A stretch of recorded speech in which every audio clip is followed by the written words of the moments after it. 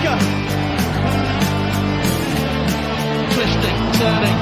That's a penalty, is it? No, he's still going. Oh, how about that? How about that? Carried on into the penalty area. Here he is. And then Giroud. What a goal. Brilliantly worked. Fantastically finished. Here's Ramsey. And Alexis Sanchez. Great footwork. 3-0. Liverpool blown away. A 3-goal, 8-minute Arsenal blast. Alexis blocked by Newcastle defender. Still not clear.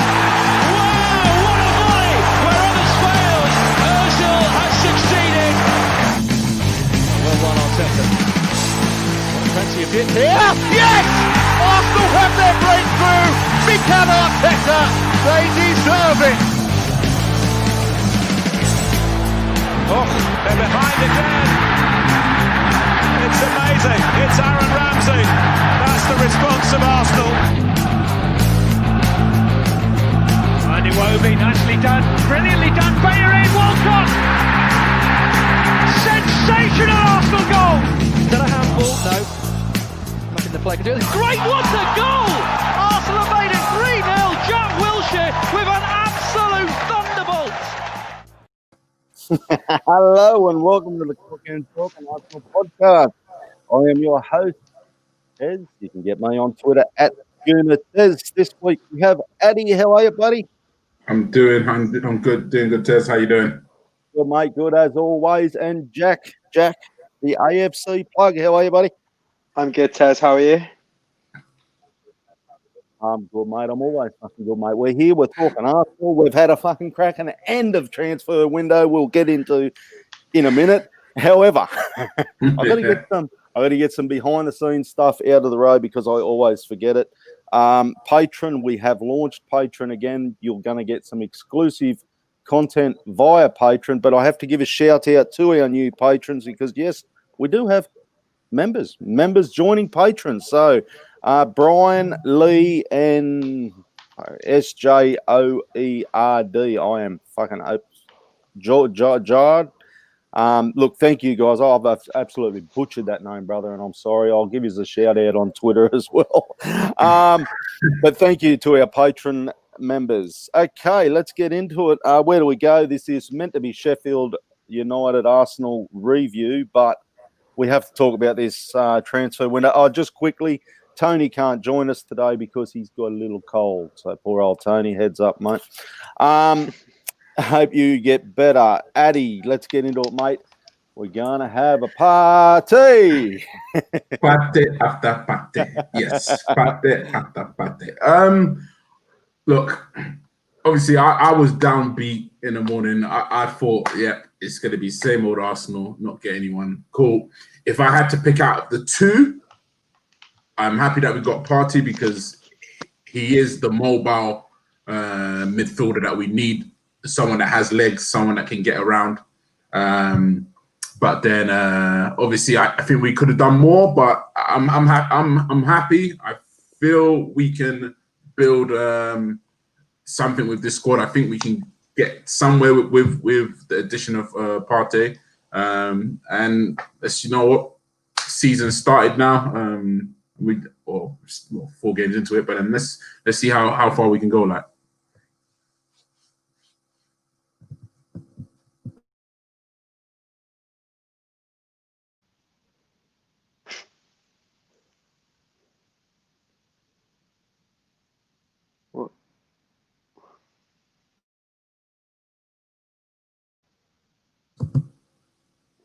Jack, what's your thoughts? My thoughts on the game were transfer window. Yeah, transfer window. We're not starting with the game today, fair enough. On the transfer window look, I think it was a surprise, I think, to everyone to see that report come out in the morning. I mean, there's been long-standing interest, and the aftermath of what was a decent performance turned into a bit of a more promising day with a major signing of a player who is someone we've really been crying out for the last 15 odd years. And it is, and I was actually muted there. Sorry, Andy, like the professional you are, mate, you just sneak straight through, smooth as a fucking cucumber, brother. We did a podcast late that night, transfers, and it was early in the morning for you guys. And at that time, AWA was dead; it was all over. Arsenal, how sneaky are them cunts? Like dead set. All transfer window, we've negotiated for Party. We've said to Atletico Madrid, and I'm only going for reports. I'm no fucking in the know or standing next there or anything, right? From all reports, we've been negotiating for Party. Atletico Madrid said, nah, not interested. Now, Arsenal have, this is what it blows me away a little bit. We've always obviously known, and hats off to AFC Bell, who was absolutely on the money the whole time. Arsenal have obviously known, look, worst come to worst, deadline day, we're just going to walk in, we're going to pay for the release clause for Party, and the deal's going to be done. It's not going to take long. We're not stressing about that. It's all good. Loan them to Era, give them a little, you know what I mean? Like, it's just, I'm blown away by the way Arsenal did that. It's a fuck you to Atletico Madrid. Good. No, it certainly was, because again, like I don't know why they did not want to negotiate something. And to be fair, I'm happy.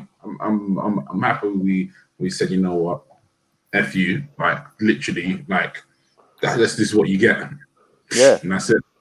It is. That's I like that. I like that we've done that, because it's been a long time since we've done that. Jack, my other one thing is, like people were saying, there was reports all window. We have to pay. We have to get rid of this player. We've got to get the wage bill down. Arsenal don't have money, but deadline day we got rid of Guendouzi, which 80. What are we talking? 100? It wouldn't be even that, would it? No, I don't think so. The rumors at the time when he said to Mope was he was on, I think, 65 or 75 grand a week was the kind of figures they were saying for that. Now look, I think if you look at it into perspective, we need to clear the names. I mean, when you're a club looking at Arsenal, you can see how many players we have, and we had too many for our non-homegrown quota. And teams are obviously exploiting that through the whole window, and seemingly were giving us shit offers for our players because they thought we had to sell, and we stuck to our guns. And some of the players we didn't let go. I mean, Kolasinac and Socrates are probably two examples of deals which were rumoured about quite a lot over the summer. I mean, it has though put us in a situation now where we are still, I think, one or two over the number, which means we are going to have to not register some of our first team players. But then again, we could always, if I'm right in how the rules work, still register in the Europa League, so they can still play Europa League, just not in the Premier League. And realistically, it's only 2 months till the window opens anyways. And the Europa League games are more or less every other week until then anyway. So it's not the worst situation. But look, I mean, obviously, if we could have cleared more, I reckon we would have done more business. But I think on the whole, it was a positive end to what was quite a limited window based on the number of foreign players we had in the squad. Addy, where do you rate this window, and where do you rate it with other clubs? Could we have done better? Yes. I do think that we tried to play too much hardball. Obviously, with Ara, if we could have got him in, I think that would have been something we were screaming out for. I would say we've had a good transfer window because we've had Willian, Gabriel, Partey. I think one more. Runnison. Runnison. Yeah. So looking at it, it's okay. Did we need more? Obviously, we finished 8th last year, so I feel we needed more to get us back to in that contention of the top 4. That is my only issue. And looking at how other teams have spent, like Everton, Aston Villa, I would say. Obviously, Chelsea spent big this year. Man City again spent big this year. Liverpool didn't spend that much, but what they did bring in was quality. Yes, Ceballos also came in. I felt we just needed just a little bit more quality, potentially a winger. I would have thought to push Aubameyang centrally. I think we just needed six out of 10. Let's 6 out of 10. Yeah, I did ask you it's rated. Let's not forget. I was just going to say while you're talking, who came in and that. Let's not forget Cedric and Mary. We tied them guys up. So that's true. That's true. But then only. From what the media said at the time when they came in, it was. I understood from the reports from Cedric that that was always going to be the case. We were going to loan him for 6 months, and then when his contract was over, we were always going to give him a contract. But I think look, they're two good squad additions. I mean, we haven't seen much of Mari because of his injury. Cedric though has had some quite positive games. I mean, he really does look like at least a solid backup, which is a major positive, and it's a coup in the sense that if you want to compete for domestically and also on a European scale, you need to have a squad and you need to have players that you can swap in and out and rotate because of the amount of games we're going to be having. They're going to be coming thick and fast. And based on that alone, I think that those two deals are very important for the side. Ray just said also Aubameyang, Saka and Martinelli were tied down for new contracts. Yeah, so it's been a long winter, boys, because there's stuff that I forget. Yeah, no, I agree with that. Obviously, there's a lot that's happened, obviously, because we had the Aubameyang saga, the Saka saga, and then once they were sorted, it literally moved on. It was who are we going to bring in? I'm just looking at the Arsenal outs, right? So you got, and I'm going to run through it because it's actually a bigger list than I thought. And one of the boys put this in the group chat yesterday. Dennis, Mafropanos, Medley, Swanson, Coyle, Smith, Tutu, Greenwood, Mkhitaryan, Sheaf, or John Jules, Martinez, McGuinness, Ballard, Guendouzi, and Torreira. They're the loans, the last couple, but that's obviously knocked a fair bit off wage. But a lot of them are youth players that I don't think would be on much. That's what I was going to say. And how much do we really bring? Because even Mkhitaryan, obviously we knocked his wages. He would have been on a bit. He was. I think they were saying 170 or probably even more than that. But then even with that, we didn't get no money for it.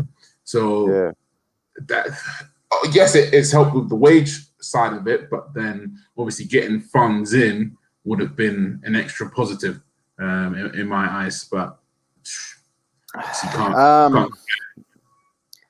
Guendouzi, I'm going to just speak about this kid for a minute, right? And I just, for the life of me, right? He's a young kid who's come from the lower French league, and he's made it to Arsenal. And I think it's a case of a young kid becoming a somebody too quick. Because I looked at this kid's now he's gone to Hertha Berlin on loan. And I looked at his bio yesterday, and I thought he has taken everything off his Twitter bio to do with Arsenal. Now, something's not right, is it? Like that kid, he must be very pissed off. To be fair, I mean that is normal. He doesn't really play for us. Well, sometimes you may have a player at and then on loan from. But I mean, to be fair, he's a Hertha Berlin player now, and I mean, look. I think it was good for both parties. I mean, Berlin get a good player. I'm not really sure how they play, but they've got a good midfielder.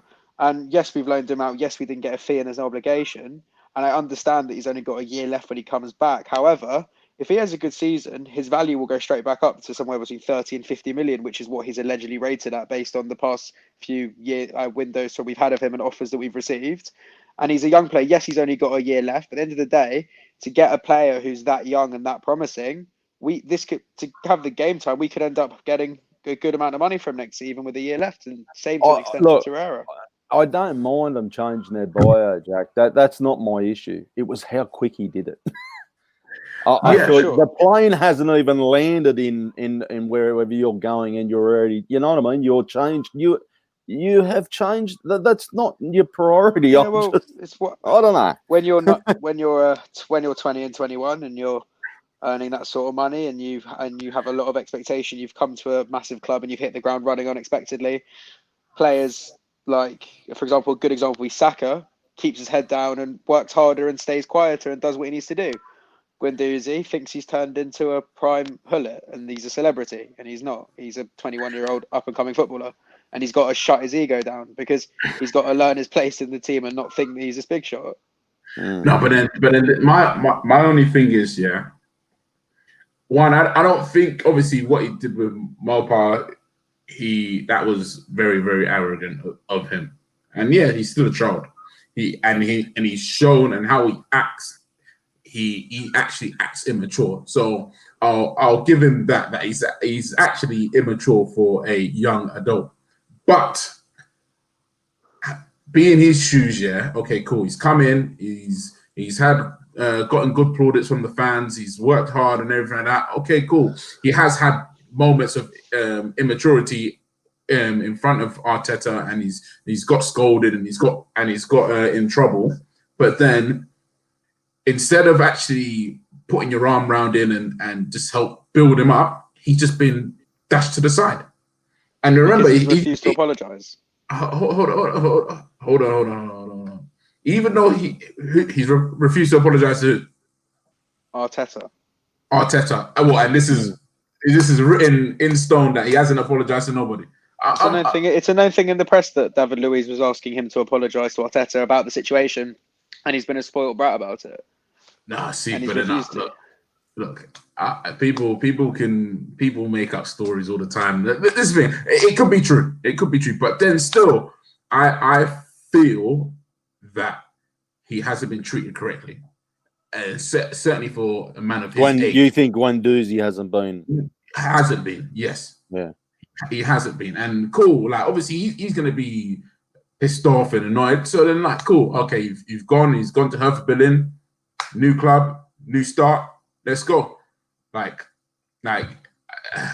obviously he does have a problem and that has been highlighted so many times, but he's not rubbish. I would say he'll do more. He can do a lot in the midfield, and he can help us out. And he has had some very good games. He's had poor games as well, but he's a young kid, and maybe this loan might help him. Maybe this loan might actually build that maturity level in him. They'll sort him out over there. Yeah, that surely. So then, as Jack said, he might even come back a much better player. He might come back someone with his head screwed on, like.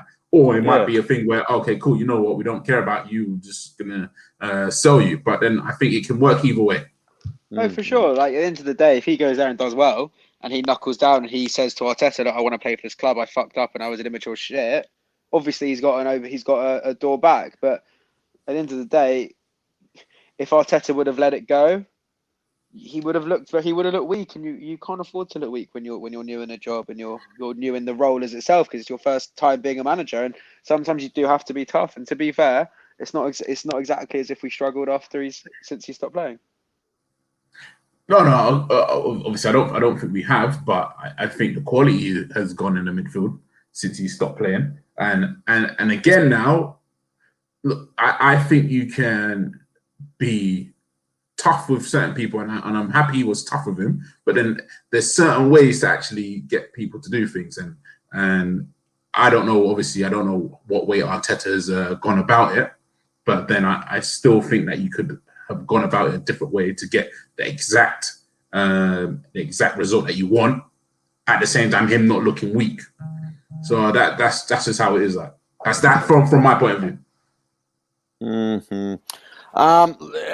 For me, it was an okay window. Gabriel definitely looks like something brilliant in the future with that kid. Happy with Partey. Look, from everything I've read, heard, I've seen a couple of games of him play, obviously, and look, happy there. Only thing I'm not happy with is, and I know it's hard, but Mustafi's injured. I would have liked to seen him move on, but like I said, it is hard being injured. Socrates, seemed to be shopped around to everyone in the world, and nobody took him, which says to me, shit, you're actually not that good.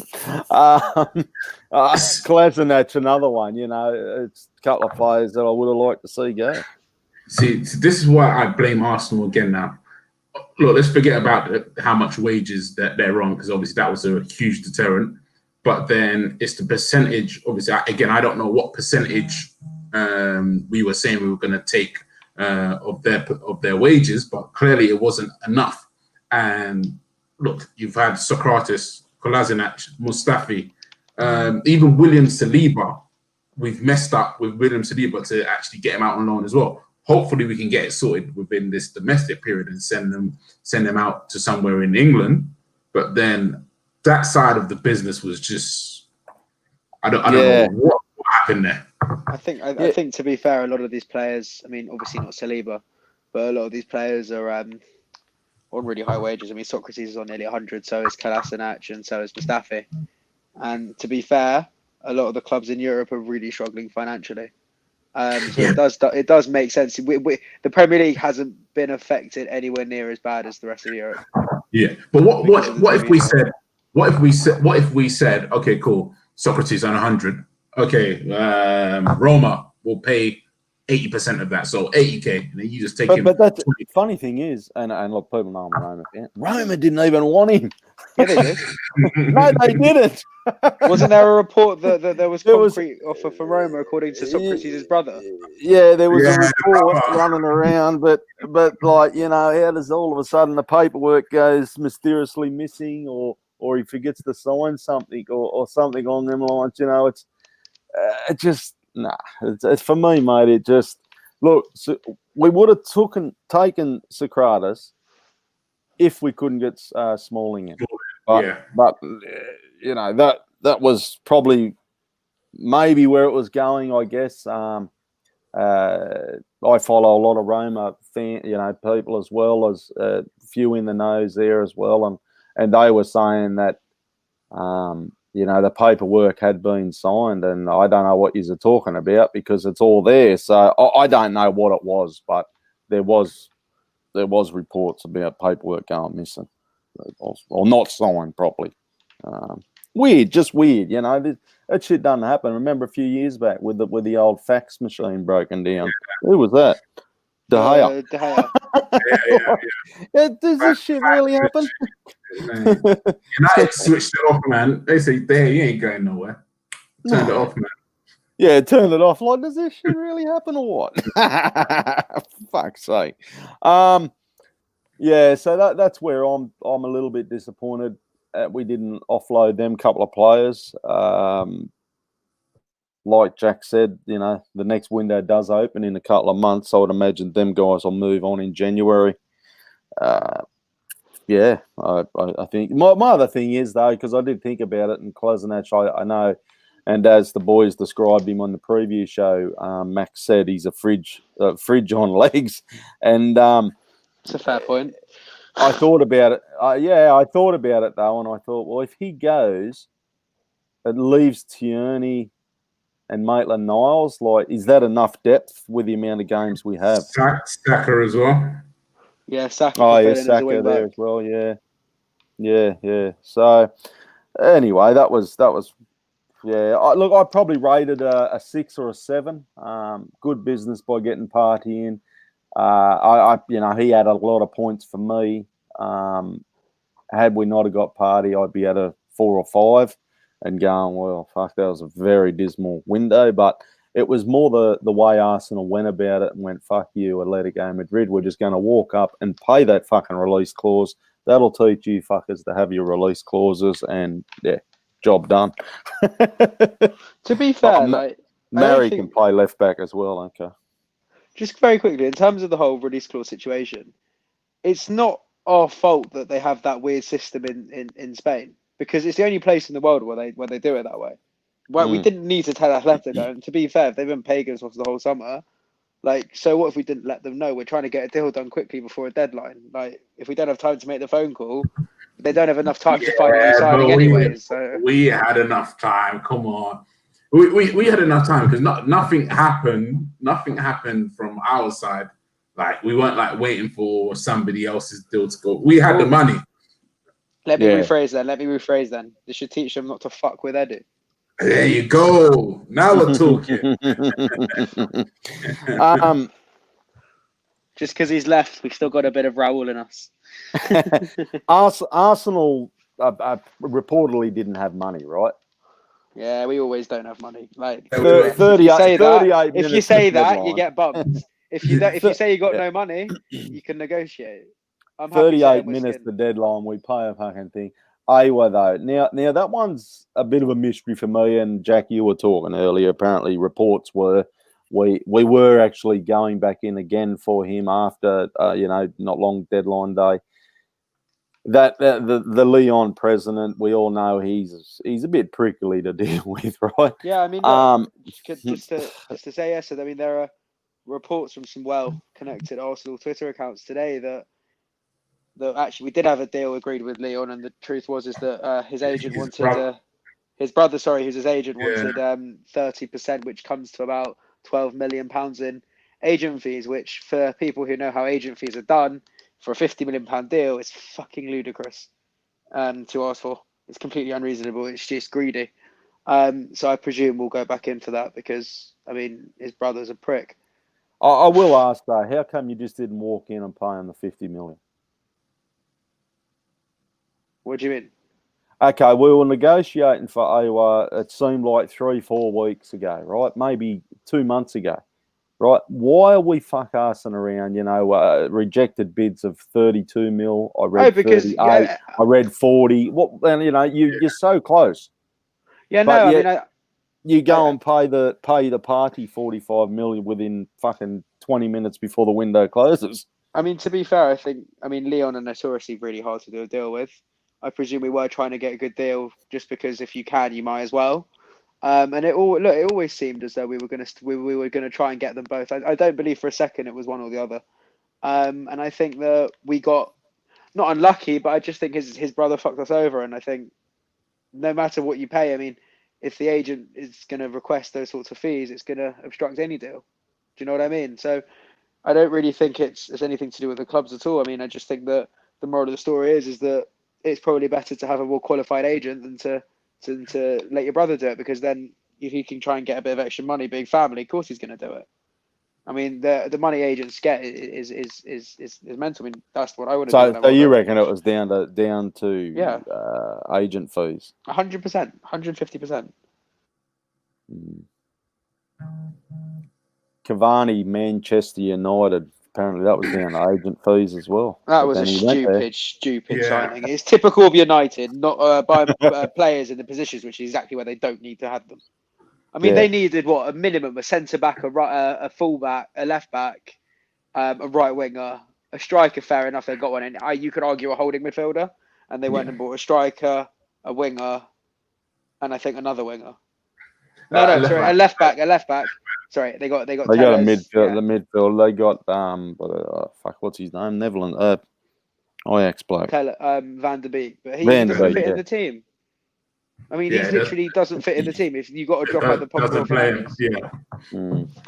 Anyway, Addy, who won the window for you? What team? Oh, mate, there's one team that's gotten deals, and I said it on Monday. Yesterday. Everton by far. The signing of Decore, Allen out of nowhere. Never heard of Allen. James Rodriguez as well. 60. I think it was £63 million they spent.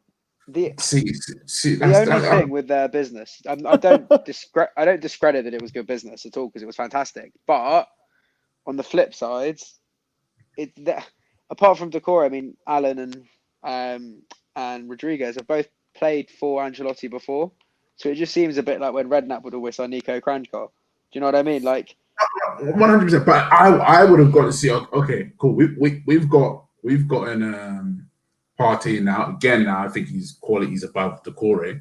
But then, if we needed the money to actually go out and get all right, if he was our main target, then I would have got Decore. And even I'd rather have a Partey Decore midfield than what we have now. Than Partey Xhaka?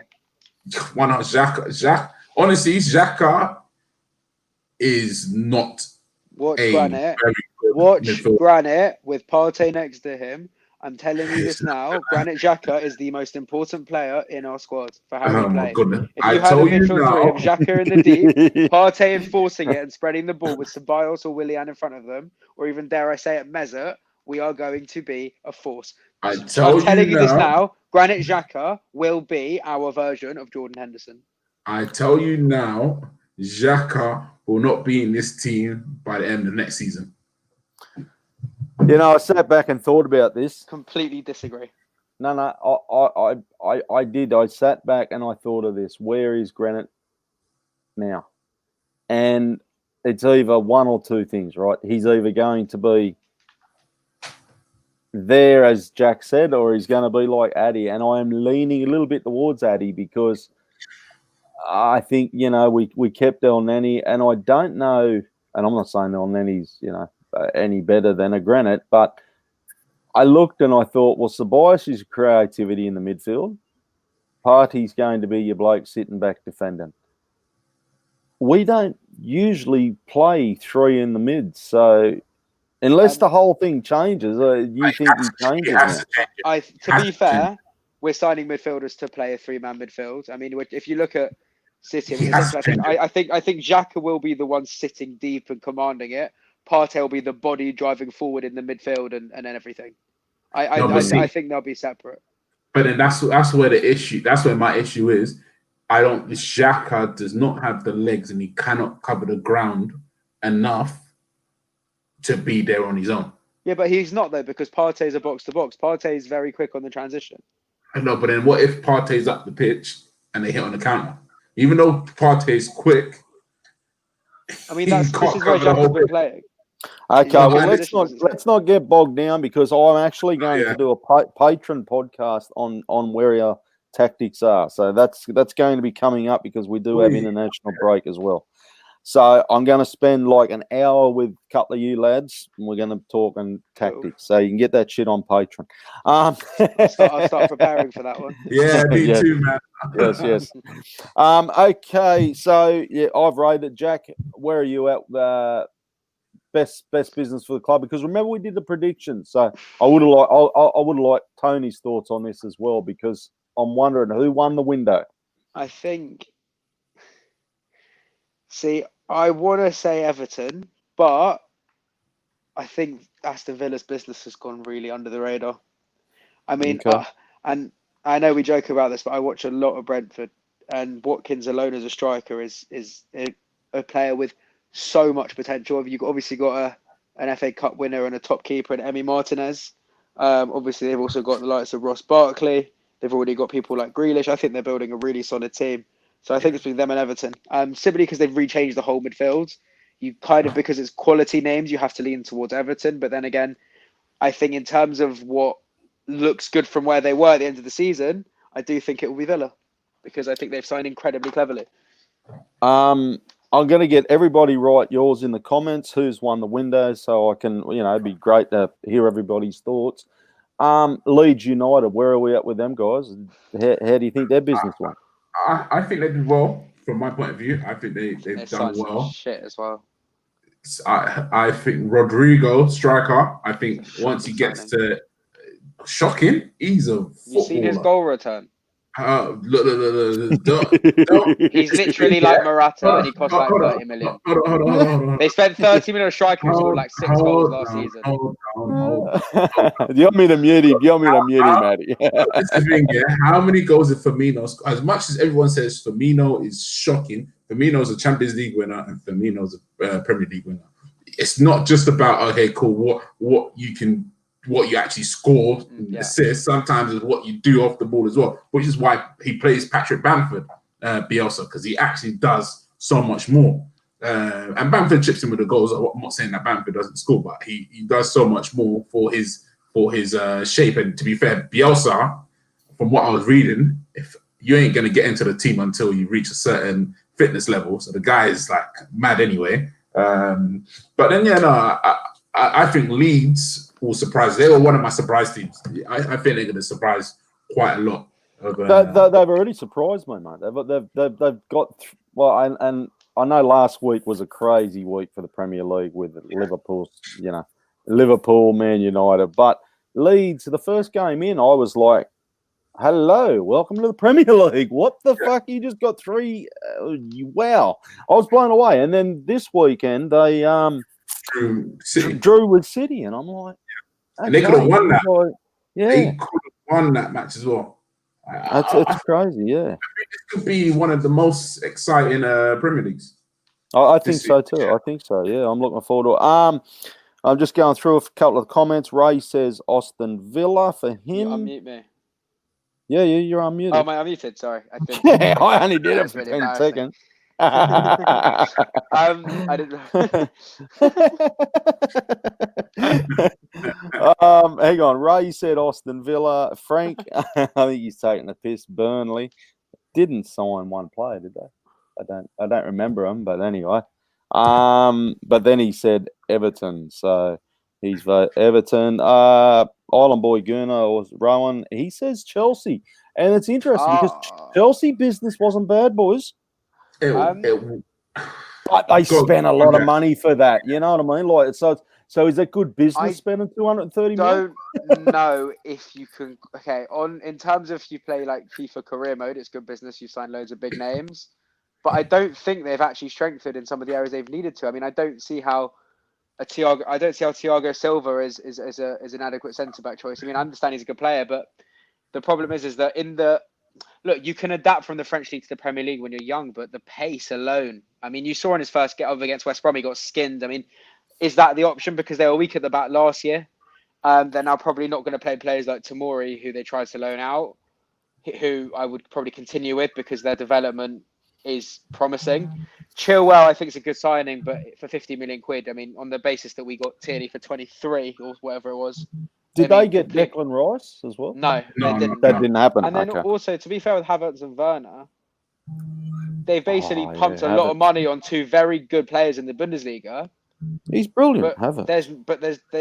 There's no guarantee that's going to work here, and I think they've made a lot of signings which are higher risk, and they've signed a lot of players who play in similar positions. I mean, Ziyech in theory also plays in the Havertz role in his best position. Who was the other winger they signed? About him too. Yes, yeah. Was there another attacker they signed? They signed a goalkeeper. He looks like a good keeper. They had. I didn't watch much. I hadn't seen him before the other day. Yeah, I think he's a little bit shaky. I still need to see him. I still need to see a bit of him. But my only thing with Chelsea is that they've signed players that some of them will be hit and miss in their first season. I think they'll come good in the long term. I think they've invested for their future, if you want to look at it that way. But I don't think all of them will actually hit the ground running in the Premier League. That's a big worry. But then could you say that they've signed these players for another manager? Because if Lampard does worse than last season, he's not going to be there. If he doesn't get Champions League, he will not be there next season. And if he doesn't win a cup, look, in my opinion, when you spend that sort of money, you're accountable for it. And he has spent like 250 million, something like that. At the end of the day, if you don't do well with those players, the club have spent the money. They will sack you because they don't want to have to waste their money, because unfortunately the money that they've spent is worth more than Frank Lampard. Yeah, but Jack, I'm not like Chelsea. My young fella, my son, he's a Chelsea fan, right? Does my fucking head in. Yeah, I don't know. Don't ask How do you let that happen? I just look. I'm not the kind of father who does. Look, when you want to rebel against your dad, that's what happens. My dad's United. You don't push. Wait, did you say you don't push teams? I don't push. I don't push teams on my kids. I mean, I basically get a wallpaper. I get the teams. I say these are the teams. These are the players. Pick a fucking team. Who are you going, and you stick with it, and you do not change that. Yeah, see, I was in a different predicament when I was born. I was the firstborn, and my dad put. So normally, you put like a picture of your sibling in the cot. My dad put in a picture of Kanu in the Arsenal kit. But anyway, what I was getting at is, so he's a Chelsea fan. He's probably about the only one I talk to in the Chelsea type of thing. I think, and he says to me that Chelsea, the biggest problem is they have a mixed team of different players because of this manager thing. So I'm wondering whether the owners are sitting there going, well, look, Frankie, you're in here for 2 or 3 years because we have such a mixed match of bloody players. So, and they can't continue like that. I mean, I really do think that if they don't win something, Lampard won't be here by the end of the season. Mm-hmm. So Chelsea's a good shout. Everton, it's a good shout as well. Man United, I'm not singing their tune. Even if they got Sancho, I don't think it. That's a $100 million player you could have had for last year or the year. Was it last year he was running around? Everybody was trying to sign him. It was last year, but then obviously he rejected United because they didn't get Champions League last year. Oh, was that what it was? Okay. So so that's one that I mean, haven't done much for me. The whole point on Sancho to me just explains even more that United are spending a lot of money on a player which they don't need. Tottenham spent 60 odd million. I'm trying to fucking work on who, on what? What did they spend their money on? Bale was Bale, but he wasn't a transfer fee, was he? Yeah, he was 20 million for the loan. 20 million, yeah, 20 million for Bale, Højbjerg. They had who's the right back that came from Reguilon on loan, and then Doherty as well. And Joe Hart, but he was a free. He's a free. Joe Hart, yeah. Can I just say on that Bale deal, it is such a panic from Daniel Levy to me. I mean, all the way I look at that is saying, let's spend 20 million and hope we can somehow get back in the Champions League, because they've signed a player who, and I understand he's a great player and he's world class, but he hasn't played properly in 3 years. He's incredibly injury prone, and so is Harry Kane. That deal's only going to work if him and Kane are both fit for 70% of the season, and based on their track record, that's not possible. Look, I think they signed. I think that he signed him for money. I mean, literally to just generate money,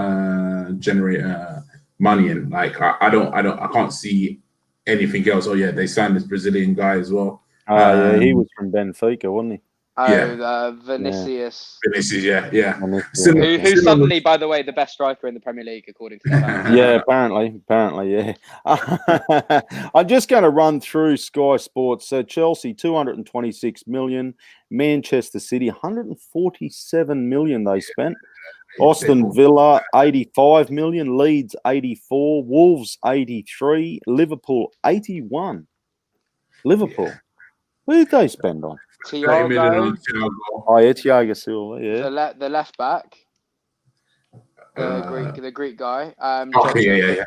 And Jota. Jota was what, 30 million, 40 million? Arsenal apparently spent 81.5 mil. Yeah. Okay. Bit more. Everton, 65 mil. Tottenham, 62. Man United, 54 mil. Yeah, I don't know who they bought. Sheffield United, 53 mil. Leicester, 51. They were quiet, Leicester. I thought they would have done a bit more business. They were pretty quiet. A few loans came in, didn't they? They loaned in. It was fucking blew me away. How much did Burnley get? Hey? How much did Burnley spend? Zero.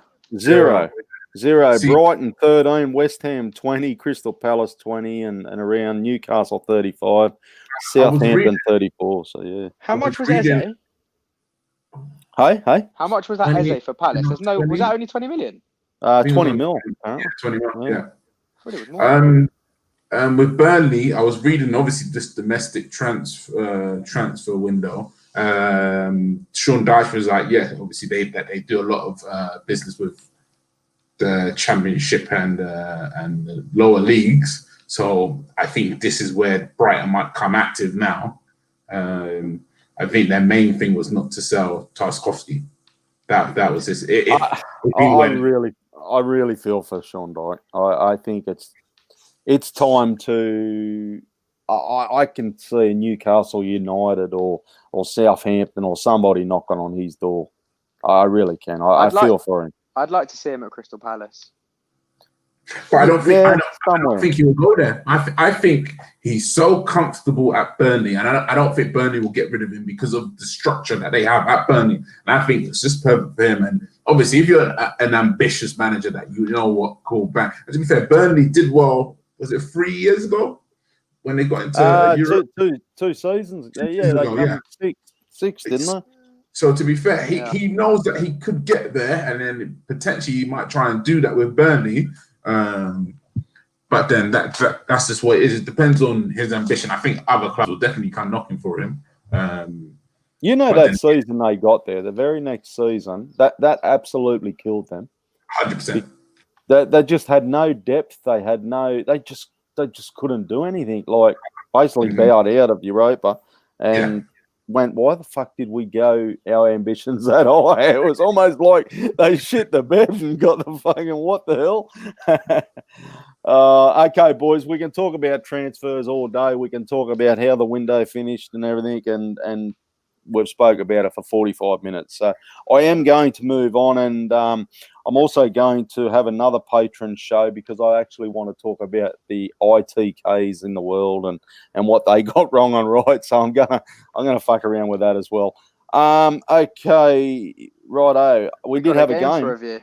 We did have a game. I think we got 2 games to review, actually. Is it 2? Yeah, Nah. Liverpool in the cup. No, the boys did that. They? Did that. I'm sure they did. Yeah. Oh, no, they did. They did on the preview. Yeah. Yeah, they did that on the preview before the Sheffield game. Okay, so the lineup, if you do not remember the game, I'm just going to give you a quick rundown. The game finished 2-1 for Arsenal. First half was absolutely fucking woeful. Probably the worst football in a long time, but I seem to say that a lot lately. I do. But look, let's talk about lineup. Addy, your thoughts when the lineup came out, mate? Obviously, shocked about Granite. Again, it didn't. Again, and Lacazette, shocked that Lacazette didn't start. Also, but then it didn't. I was upset, to be fair, again, because we played 3 at the back against Sheffield United at home. So when I saw the lineup, I was like more disappointed than anything. David Luiz does not work in a 3 at the back. That's his forte. That's his forte. No. Luis is good in the back 3. He's better than the 2.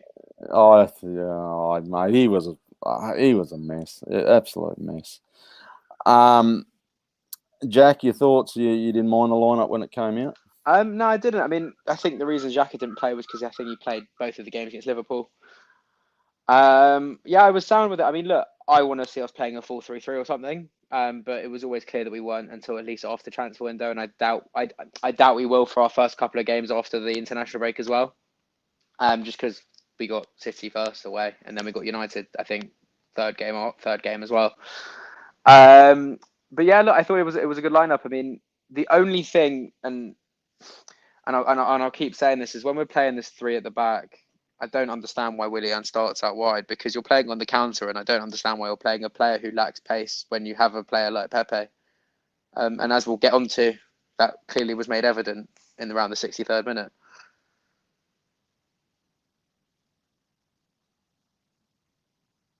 I don't see a point in playing someone like Willian on the break. If anything, you tuck him in the middle, or you find a way to keep him in, because it doesn't do you any favours. Sorry, mate, I was muted again. I wrote some notes down on this game because I knew I would forget. So I wrote the first 20 minutes there was a tactical battle. Sheffield with the 5 at the back, sitting deep, stopping all our attack basically, because that first half we just couldn't do anything. They just did it so well. I've also written here, can we please stop playing out from the back with Leno and his short passes? Oh, fucking hell. Yeah, so that was kind of my fucking take on the first half. Yeah, I mean, Jack, whoever, yeah. Yeah, the first half was boring. It wasn't a good game of football at all. But Addy, what would you make of that? I mean, I've got a lot more to say on the second half and the again, like adjustment. The first half, what Gami said was it was unadventurous. He had a few chances. Eddie again doesn't excite me up top. Aubameyang had that shot. What else did he have? Like we can go into stats and everything again. We only had 6 shots. Sometimes I think we had 3 or 4 in the first half at home again against Sheffield United. So the first half was bad. It was really bad. It was. We came back into it. I'm fucking just trying to get all this up here, boys. It's fucking me up. We came back in on Jack's second half, and it was a bit better half, mate. The game. There was a couple of games, but what changed for you? So this is what changed for me. It was the sub. I think it was Eddie for Pepe. From that moment on, we moved to what was either a 4-2-3-1 or a 4-3-3 attack. Willian tucked in to become an attacking midfielder. Saka was on the left. Aubameyang went down the middle. Pepe went out wide, and we scored 2 goals in quick succession simply because we added another man to the midfield, went to a normal attacking formation, which we can play out of. And the benefit of playing one of those formations is when you're defending, we can still play that 5 at the back we like to do when we're defending, because all that happens is Xhaka then drops in as another centre back, as an example. And then when we go forwards, you go back into a 4-3-3. And it was evident. I mean, and for the first 10 minutes doing that, we absolutely tore them to shit. We scored 2 very good goals. The first one was a great little bit of link-up play, which Bellerin put a nice little dink across the 6-yard box to Saka for a very nice, well-placed tactical header from him. And then about a minute later, the ball was laid off to Pepe, who showed us exactly why he should be starting. And it also shut up all those doubters, because for someone who had such a great end to the season, he struggled a little bit with consistency the last couple of weeks. And I think people need to start forgetting about price tags and focus on his game, because if you don't play, just as Addy said there, if you don't play, how can you expect a player to come on for 10, 15 minutes each game or every other game and drop a madness? And that is it. Totally agree with that. Yeah, I'm just going through the comments here. Frank says, Eddie reject. Jesus. Fucking rough old Frank. Archie says Willian is better deep. Ray said about Ray Willian, said Ray said you. Yeah, go. Yeah. He's, as I said before, he's got no pace. I mean, he's got pace. He's got good pace as a central player. He's got bad pace as a wide player. Ray says we have to give props to Sheffield United too. They defended well, and they did. But that 5 at the back, like, it's always going to be hard when you get the ball down there and you've got a fucking brick wall against you. I totally disagree with you. Really? Okay. Yeah, because everyone knew that Sheffield United, that's what they're going to be in. Similar with Burnley. You know you're going to have a good defense to come up against, but then you can't break down a good defense with few attacking players. You actually need to put bodies up there and attacking players that's going to unlock them. And honestly, when you give me the chance to rant about Arteta, just give me the heads. I'll be ready. But yeah, go for it, because I've actually going to go into this now myself, because and this is where I was getting at. Sheffield United played 5 at the back. You know, when you get down there, you have to fucking try and score a goal, right? That's the point of the fucking game. And exactly as Addy just said, if you haven't got enough bodies down there, well, what's going on? Now, my first thoughts on that first half, and that's why I spoke about it a little bit, all I was saying was, what the fuck is Arteta doing? Addy. No, Addy. It's like, at times I just want to, as I said, when I saw the lineup, I was just so disenfranchised and so annoyed. And it's like, cool, obviously you have a set formation. Like when Conte played 3 at the back with Chelsea, that team looked electric. They looked, you could score goals from anywhere and everywhere. They were creating chances left, right, and centre. Let's look at our stats. We only created 6 goals against Sheffield United. Yes, we won the match. I'm happy we won the match. But come on, man. Like, Arteta, you've come from being Pep's assistant and everyone's seeing you, oh, yeah, cool. He's going to change us. We're going to go back to the way of us playing football. Like, this isn't it. This isn't us. People might say, oh, okay, cool, we don't have the players. But second half, We have the players, but you're not using them. The shape, the attitude you want to play with. I remember the ball that Ceballos put in for Aubameyang where he just missed it. And that's because of the movement. That's because of it was just a lot more energy because we had attacking bodies in there, and which then forces the Sheffield United defense to move. And because of that movement, that's where it created that opportunity for Ceballos to play that ball through into Aubameyang in the second half.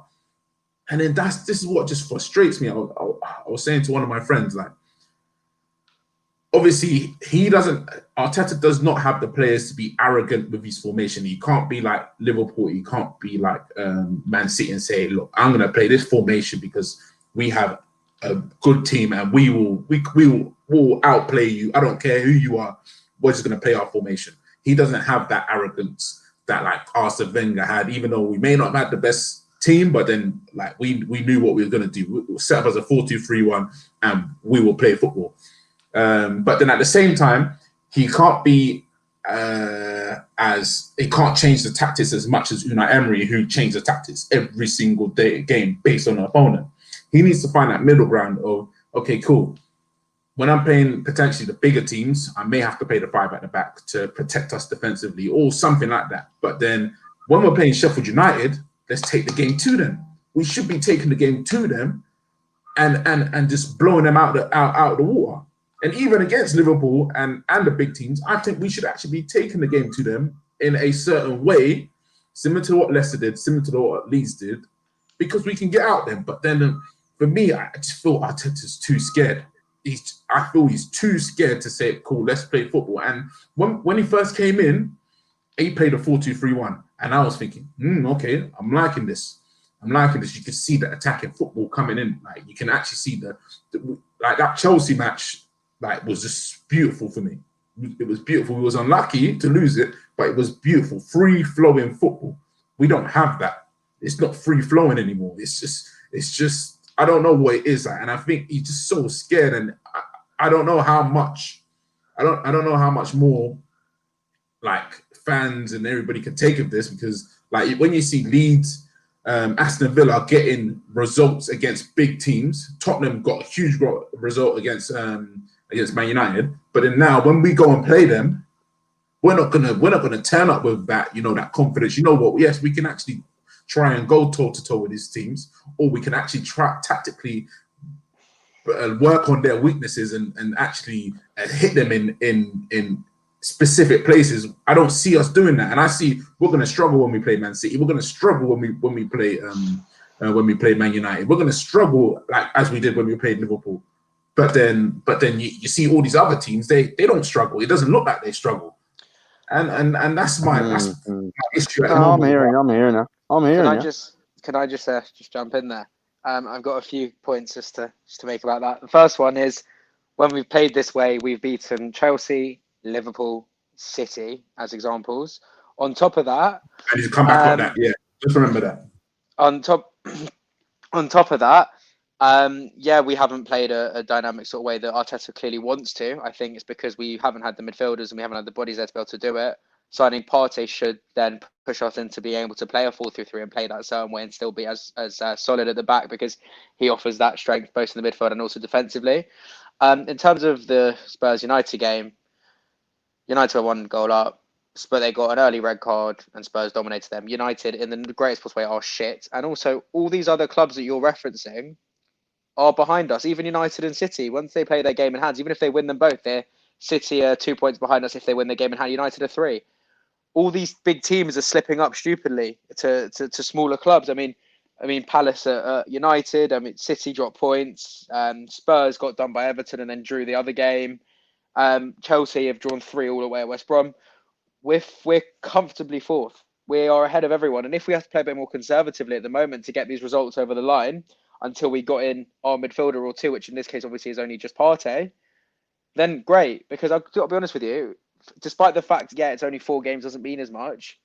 We've gone into the first international break. We're in a Champions League spot, and all the teams ahead of us are teams that, if you look at where the end of the season, like how it normally pans out, they're not going to be teams that we're competing for normally for the top 4 or 6. Yes, I think Everton are an exemption, but on name, they're not one of those big name top six clubs. And on that basis, we are leading the pack of top 6 clubs into the first international break. And I think it's massively overlooked. I mean, Villa as well. I mean, look, another example. Villa just went and pumped Liverpool 7-2. Like, it's very open, and we're consistently getting results against these decent average clubs. I mean, West Ham were ridiculed. I mean, to be fair, they've done a lot better than a lot of people thought. Sheffield United, yeah, they haven't started well, but they're still a good team. I mean, look at all the problems they caused last season. Fulham, it was their first game coming up. And which one am I? And I'm missing one out, which I can't think of. But yeah, like, you've got to take the. Sorry, obviously Liverpool, we lost it, but you've got to take the positives, which are that yes, we've lost the game, but that game is Anfield. That's now out of the way, and we're comfortably 2 points clear of the pack. So, I mean, if it means we're playing this boring 5 at the back and we're getting these points, so be it. I mean, at the end of the day, I want to see us play good football, but if we're getting results, I couldn't really give a shit. Sorry, Ted. I didn't need to just come in just on a few points. Yes, we beat Chelsea, Liverpool, and Man City at the end of the season. But let's actually look into them games. We were on a back foot in all of them games. Our goalkeeper had worldies in all of them games.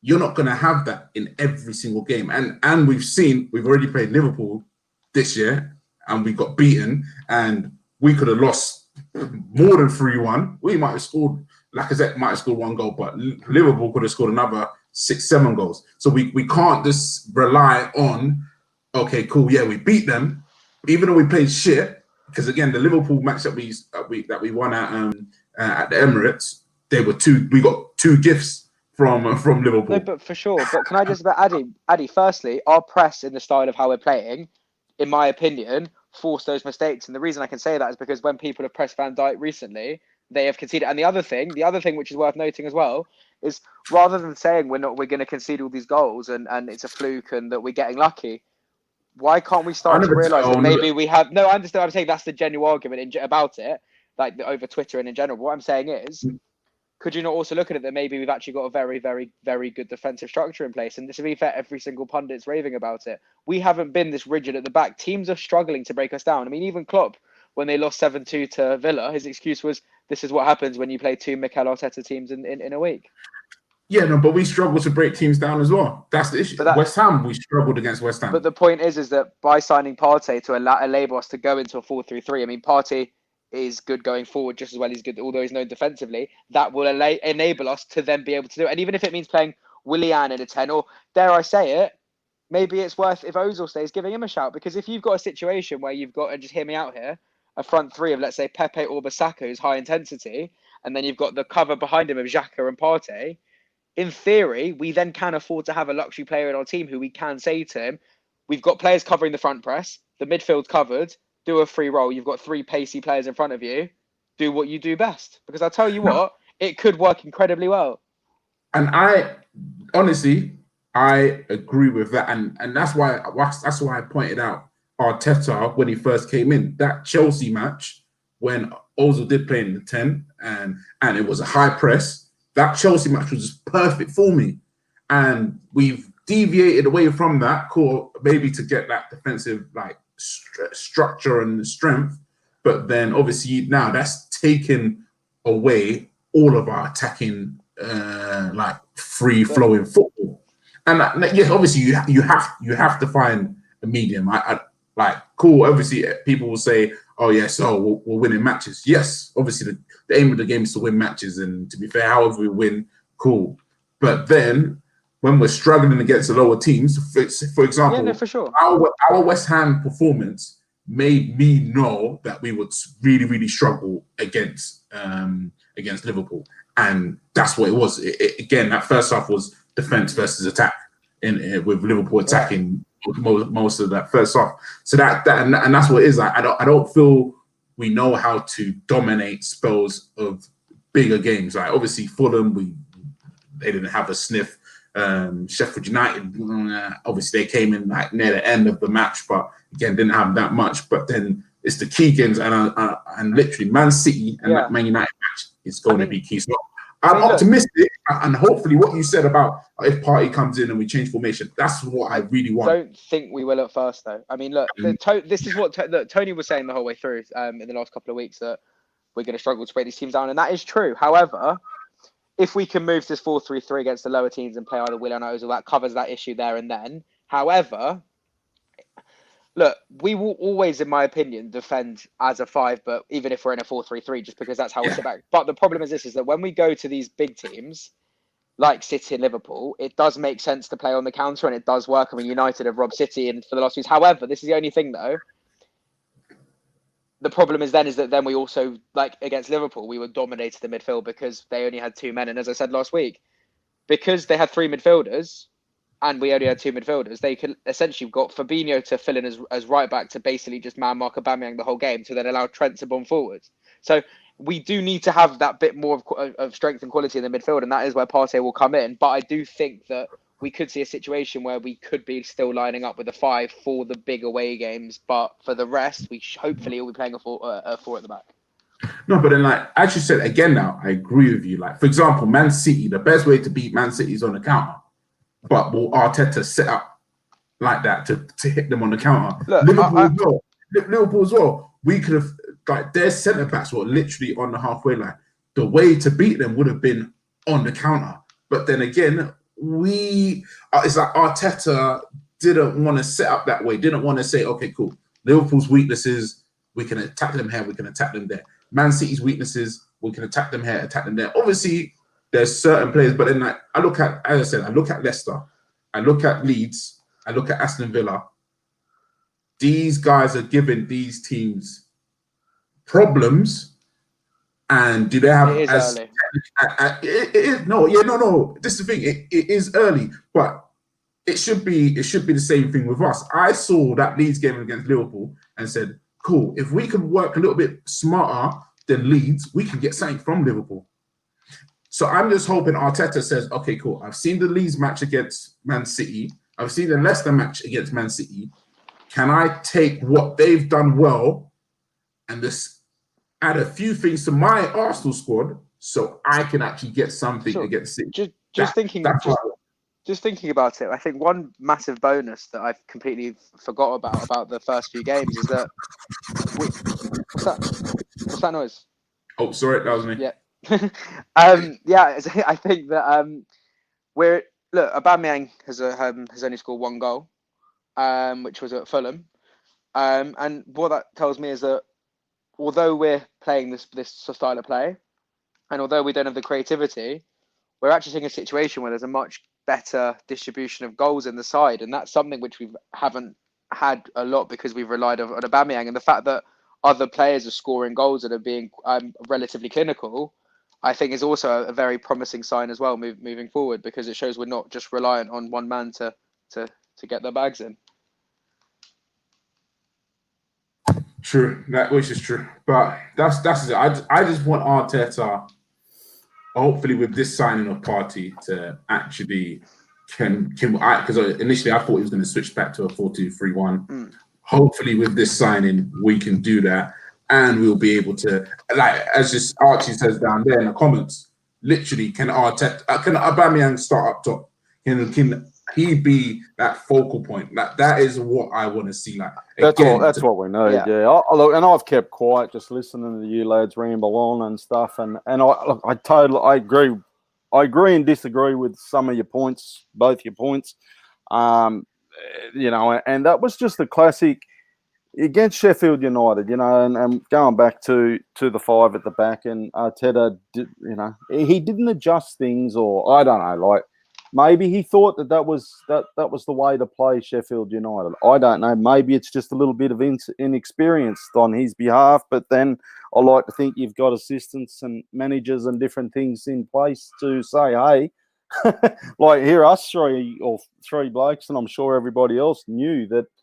That's not how you play against Sheffield United. Look, we got the win. I'm not going to take anything away from Arteta and the win. And look, he's got us off to a cracking start. Let's face it. Like, we are cracking, boys. And now we have Partey in. I think, and Darren's, he gets on here. He's very, very confident Arsenal fan. And look, I usually am as well. But so, look, I'm going to just say, let's just chill out. Let's just see how things go.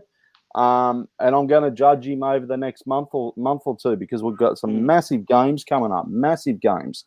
I like the idea that we've kept Lacazette. I like, okay, look, we've rode Lacazette here a few times on the podcast. I hope Arteta starts getting the best out of Lacazette. I don't like Aubameyang over there tucked away on the wing, but we're not going to play two up top. So that's just not going to happen. Unless everything changes on our formation and shape, then this is what it is, boys. And we just have to have faith in the manager, I guess. Yeah, I mean, I don't see how, if we go to a 4-3-3, how easy it would be to play Aubameyang out wide. I mean, I think it does make sense for the press to play a Pepe or Bissaka or Martinelli as an example. The only thing I would like to ask you both is that, on the basis that Partey is obviously going to with Ghana for his international friendlies, so that means he probably would only have 3-4 days or so with the first team, maybe even less before we play City. Do you reckon he'll actually start the game? Or do you reckon that we'll play the same team we've been playing? Like, do you take the punt and start him? But because it's not like you've signed a star striker who could just pop up and score the goal. He is a player that, to an extent, needs a bit of squad integration. I don't think he plays. I don't think he has enough time to settle into the squad. Arteta obviously knows him as a player, and that's why he wanted him. But I don't think. But then again. Man, I don't know. But then he's also just very quickly. Man City is City. Yeah, it's City away. But then also to be fair to Partey, to be fair to him though, he's been, I'd say, one of the most crucial players over the last 3 years in a Diego Simeone defensive Atletico Madrid team. So then, in theory, either we could play a Simeone style formation just to benefit him if it makes that big difference. Or the other option is if you play that five at the back against City. To be fair, Partey's been insane in the midfield too because they play 4-4-2. So, on that basis, you could, in theory, go a five at the back and go Partey, Xhaka, or you could go Partey, Ceballos. But so you could do it that way, or he could go to. I mean, there are arguments for and against, but then, to be fair, the way he gets the ball and he drives it forward and he's strong and he has the most take-ons. To an extent, that's not based upon the players around him. That's him going, winning the ball, beating someone off the ball, driving with the ball, and making a pass or taking a shot or passing it someone to distribute it. So then his game isn't necessarily based on link up enough that he can kind of do his own thing and still be as effective as we need him to. See, with me, he has to start because he's currently our best midfielder or box to box or number 8 or number 4 or whatever you want to call him. He's our best midfielder. He's one of the best midfielders in the world, in my opinion.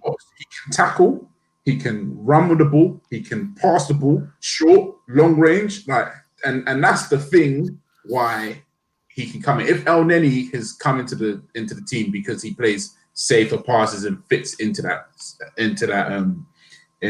formation, Partey's going to come in, and with that added discipline from being in the Simeone team, he has to start. We're going to preview that one later. So let's have a look and see where we are after this international break, because and we might have a little bit of idea. We're going to be dragging on here for 4 hours. So we keep going.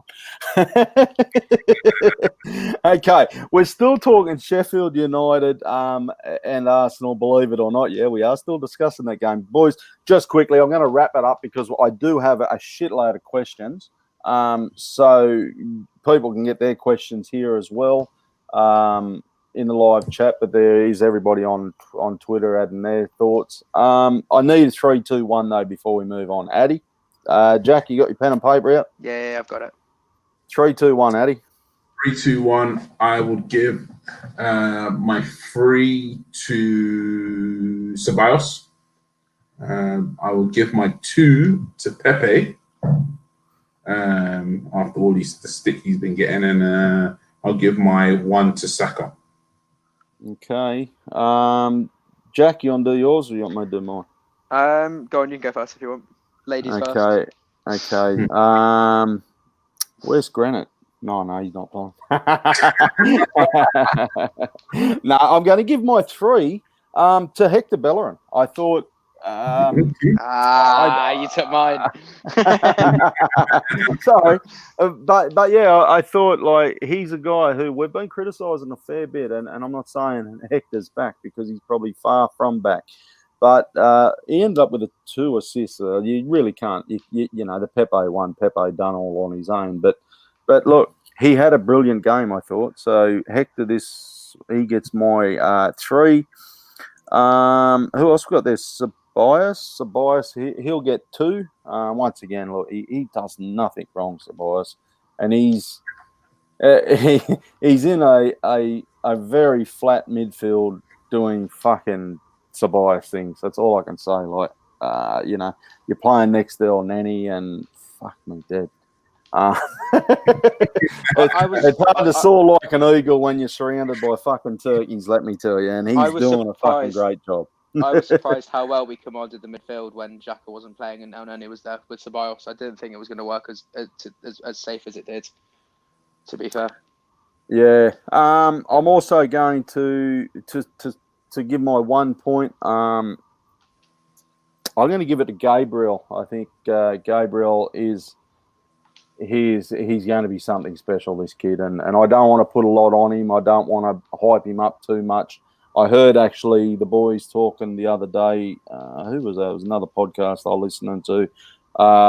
They said that, you know, maybe he's had a bit of a luxury because he's not dealing with the crowds at the moment and things like that. And I'm like, oh yeah, that's probably true. And you know, he hasn't got all that on his shoulders as well. But Gabriel, you know, he's brilliant. I could say Pepe for that other brilliance as well. You know, nobody's really wrong between Pepe. Yeah, but I'll give it to Gabriel 1 point. Jack. Bellerin is my 3. I thought he was absolutely outstanding again. I think we're really starting to see Hector back. My 2 would probably go to Pepe just because he made an incredible impact off the bench. I mean, his goal was incredible for a player who was allegedly low on confidence. And my 1 would have to be Gabriel. I thought Gabriel once again was solid. No nonsense defender. Every time the ball would come, he'd kick it out. He would absolutely clot anyone who kind of had the ball around him. He was phenomenal. He was absolutely phenomenal again. And look, for 27 million, I've got a feeling that Gabriel, and a bit like Kieran Tierney, is just going to be another player which we're going to look in comparison to rival signings and just laugh about how cheap we got them for. Yeah. Look, it's actually funny enough, Tierney's actually starting to worry me a little bit. But like a much better left back than we've ever had, and you know, if you're going to compare to an Ashley Cole, but like just a little couple of things is worrying me about him. That's all. Not stressing, but just little things creeping into his game. I'm thinking because he's not playing in the right position. That's what I'm saying. Like, let me not talk too much. Because I don't want to see that I'm moaning too much, but like literally, I think you see players flourish more when they're in the natural thing. But yeah, let me just keep it there. Look at these. I'm just going to show you. Look at these cheeky bastards, eh? Fucking. I'd seen this earlier, and I thought you cheeky cunts. You say Sevilla FC dreams do come true. As Gunners is signed for it. Oh, no, fucking cheeky bastards. Okay, just to break things up a little bit, but anyway, we have a laugh. We like a bit of shit like that. I'm just trying to look for questions. So, Sugar Daddy Clay. How the hell does Mo keep getting into the 11, even after Danny and Granite formed a pretty darn good pairing at the end of last season? Addy. Again, I said it before. Mo El Neni is a safe player, and literally, you pass the ball to him, he gives it back. I think I was surprised to actually see him in a box.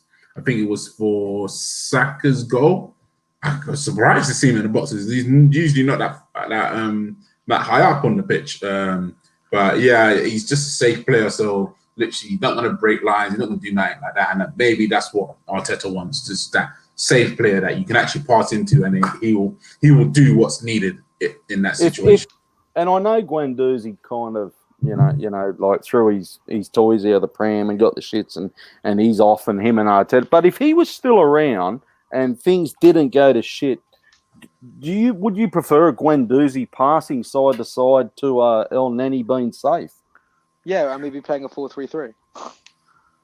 I think Guendouzi's attributes and ceiling is much more higher than El Neni's. Like Guendouzi can actually take the ball and drive. Like that's one thing El Neni cannot do, and Granit can't do. Like, and I would say Guendouzi's passing range is much better than El Neni's passing range. But again, like as I said, he fits perfectly for just what Arteta wants him to do, which is why I don't think it's free flowing. Like it's not a okay, cool, I can do this. I can actually get the ball, turn, drive. I don't think he can do that, and like I think once we do become more free flowing, El Neni won't be in the team. That's what yeah, but we did keep him for a reason, didn't we? Like 100%. Right.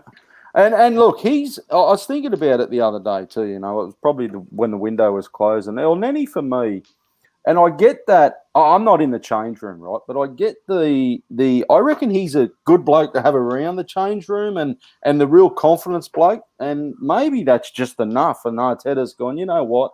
You are just the positive you bring into the change room and the positive you bring to these young players, mate. That there is enough just to keep you here. Maybe I don't know, boys. But no, I agree with that.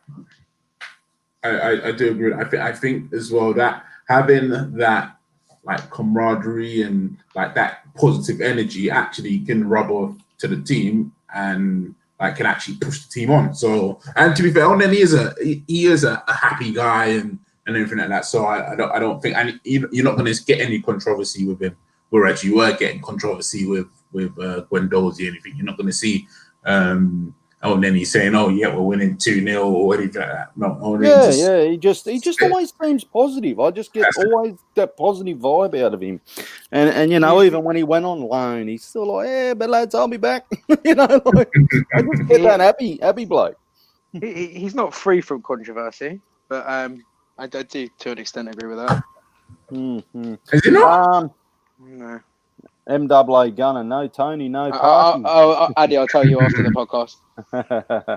I'm just going through. I had to rub my eyes when I saw El Neni in the box for Saka's goal. Okay, Ray, I'm trying, mate. It was so long ago and so much has happened. I'm trying to think. Anyway, I'll keep getting on to some questions. Hack on Larson. So, how will our best and most functional midfielder look like with Partey? Boys did discuss it briefly, but look, I really want to go into more detail on this, and I do apologise, but it's going to be on Patreon. Yeah. Okay. I just want to spend a good hour talking about it. I want everybody's thoughts, and it's just I think that'd be a good show for that. MAA Gunner, do you think we should play William in the midfield? Look, this conversation come about, Jack, when we signed William, because we were like, well, we got Pepe, we've got Aubameyang, we've got Lacazette in the middle. Like, where do we do with William? I mean, he's for especially now we haven't got Aouar, as I said earlier. His best position is probably a number 10, in a pressing kind of expansive midfield, or in that attacking in a flat 3. He's good on the ball. He's good in tight areas. He has good burst of space, just not prolonged pace. Yeah, I think in the midfield's kind of his best. Yeah, his best position by a mile. Just looking here. Hack on Larson. It has been a very quiet transfer window for us. Seems like the club knows what we need, but can't make things happen. Is a lot of this down to sales? That was a day ago, so I don't know if that was just before the window closed or not. I don't know, boys. I said to you, when we're talking transfers, it just seemed to me Arsenal knew the Partey deal was in the bag. We had AFC Bell blabbing on Twitter for fucking months that AFC that Partey was signing. So he obviously, as Tony said, he's not big on the ITKs who rattle 6 or 7 transfer rumours out, each day. But that bloke, he was adamant Party was coming. And to me, with him not, I'm just going on what I look at and see. Him by knowing that, then it's obviously been the plan all along, boys.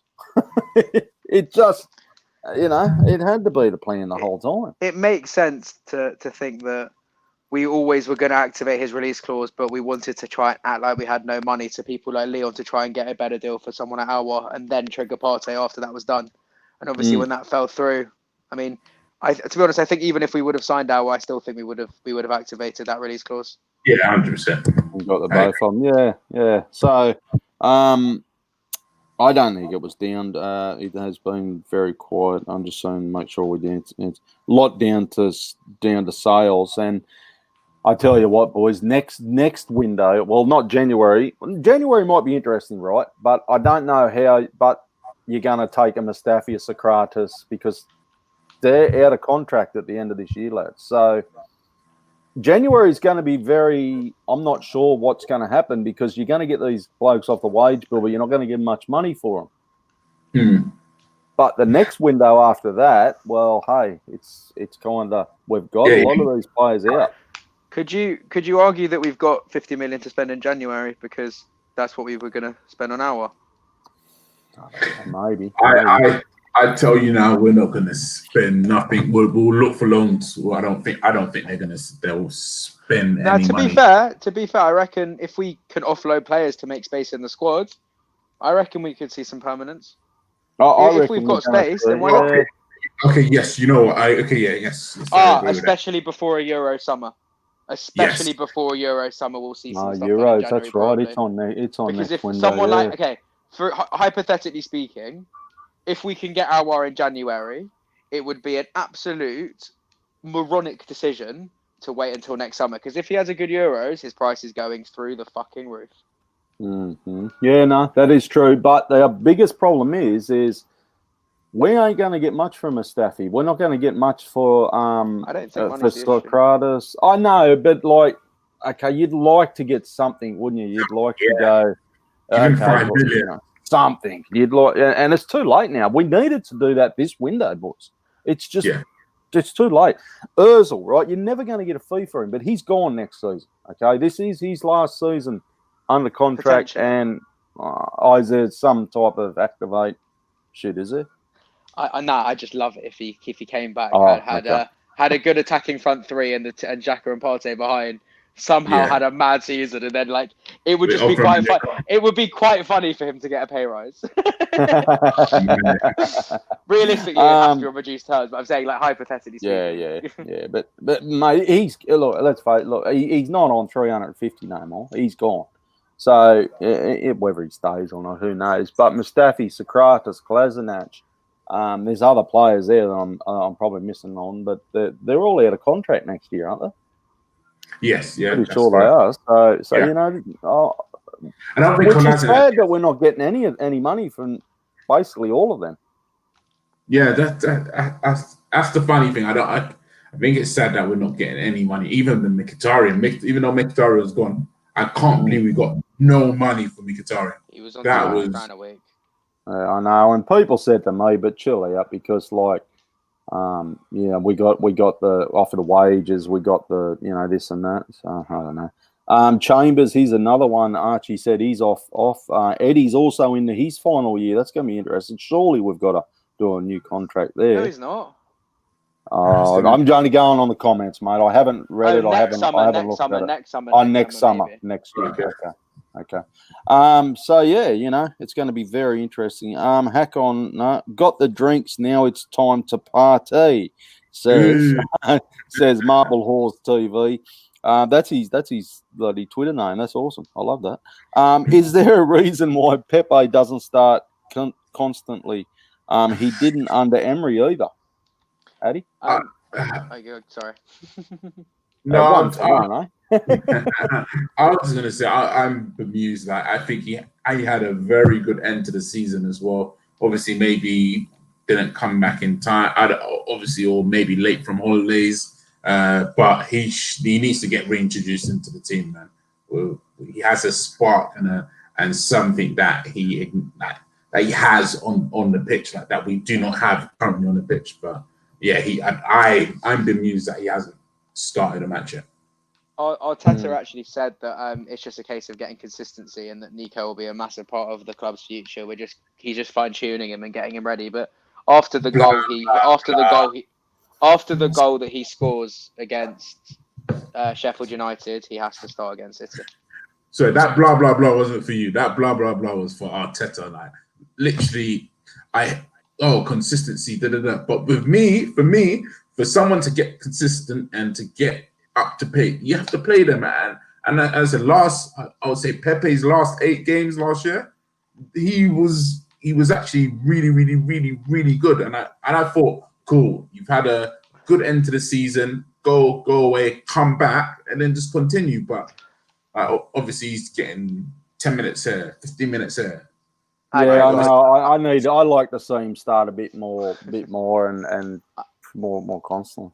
Just to play devil's advocate, I'm going to say 2 words to reply to that, and that's Raheem Sterling. He did it with Sterling. You can do it with Pepe.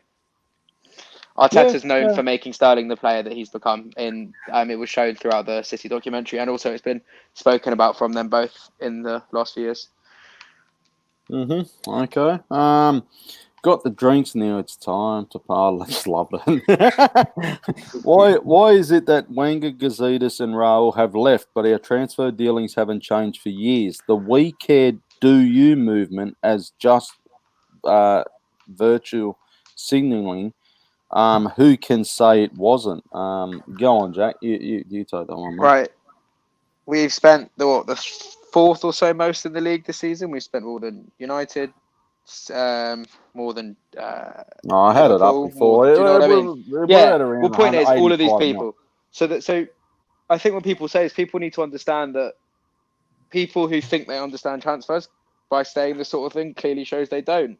You can slag off Kroenke. We have consistently spent a good amount of money, especially in comparison to the rest.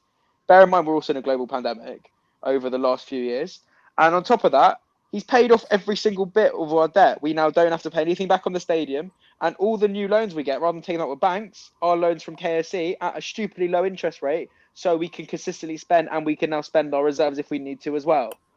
Kroenke, in my opinion, since he's bought the club outright, hasn't put a foot wrong as owner. And I know that's controversial, and I'm not trying to be elitist saying this, but I mean, look, I study at uni. I study football business and sports law.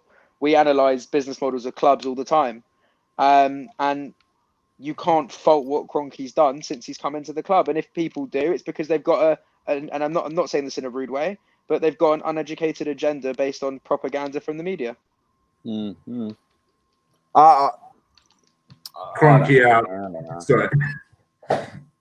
I don't know. I hear people whinging Kroenke a lot of the times, and I'm going to get criticised here. But the boys, I never see him doing too much wrong, lads. Like, he's okay. What do you want him to do? I'll put this back to you, boys. What do you want? Do you want him standing at every ground? Do you want him coughing out 100 million every season? Do you want him sacking managers left, right, and centre? Is that what we want? Tez, I think that the problem is that people look at the eras when City and Chelsea spent loads. And unfortunately, people don't realise it's illegal. Okay, we'll go and support City and Chelsea. Exactly. It's illegal these days. And I think from a business model, what would you rather do, okay? Have all the money in the world and spend money stupidly like United and spend 200 grand a week on a basically an ancient footballer, spend huge money on flops, give Sanchez 500 grand a week? Or would you rather be slightly more business savvy so then we can spend on other players? Look, at the end of the day, most deals in football are done in installments these days. Release clauses are not. Kroenke is just permitted to put 50 million euros up front in cash for a player on deadline day. That, to me, shows backing and intent. And also, Mikel's very open about that he has full backing from the board, and if he needs something, he knows they will supply it. And I think even the payoffs that we've got from KSE, I think that Kroenke, since he's bought the club, because it's now his, he wants to succeed. He wants us back in the Champions League, and he wants us winning. Yeah. And if you look at the business models of all his other clubs in America, what they also show is when he then becomes sole owner, he then invests properly in that team. And to be fair, he's been perfect. I think when people look at Kroenke, they want this fantasy, which isn't there. Yeah, no, I hear what you're saying, but look, okay. let's say, okay, let's say, let's put it on Kroenke, and you talk about his NFL franchises. The guy knows NFL, right? He's American. The guy does not know football. He just, and this is what I'm getting at with people, is he don't know football. Like, But he doesn't he need just, to. I know but like Archie says, most of it's because Kroenke lets clowns run our club and waste their money. I get that. I get that to a point. But do you think like Kroenke goes, oh, Raul, I'm going to put that bloke in charge because, look, he's from Barcelona, so he's a pretty good bloke. He knows what he's doing. Did he actually know that, like, oh, fuck, this Raul character's not that great a bloke? Tez, to reply to that, the way I see it is that when Kroenke came in, he only part owned the club, and people like Gazidis and Arsene were there. Arsene was stabilising the money. There was even a time when we were paying back the Emirates where part of the deal for one of our mortgages or loans was that Wenger signed a 5-year deal. I think after that we tried to modernise a bit. Gazidis, who was there from the get go for Kroenke more or less, brought in Raul and Sven. It didn't necessarily work out, but what we've seen since Kroenke's taken over is Raul's got the sack. He's put in a specialist lawyer, Tim Payton, whatever his name is, the American guy, to oversee the running of the club, who's got a proven back record in business. We then have Edu as a technical director who ran the whole Brazilian national team. And they've he's also got club DNA. And they've upgraded Arteta from coach to manager. Exactly, so he's and we've also got Vinay. Vinay is also a good numbers man. And he loves the club. The he's been here for who's years. Your Rwanda deals and things like that in the background. So this is what I'm getting at. I don't what do you want out of Kroenke?